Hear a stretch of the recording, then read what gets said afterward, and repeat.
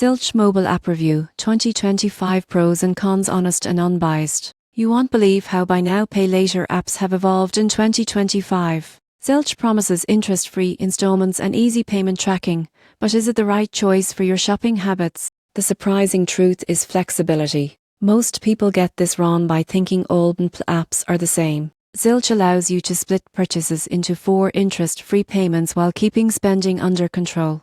Another advantage is simplicity. You won't believe what happens next when you see Zilch integrates with major online retailers, tracks payments, and offers reminders to avoid late fees. The app even rewards responsible usage with credit-building benefits. However, there are cons. Missing a payment triggers fees, and overspending can still happen if you're not disciplined. Not all merchants support Zilch, and it may not be ideal for larger purchases due to installment limits. In conclusion, Zilch in 2025 is ideal for shoppers who want flexible, interest-free payment options with credit-building potential. While careful budgeting is necessary, the convenience, tracking features and integration make Zilch a useful tool for responsible spending.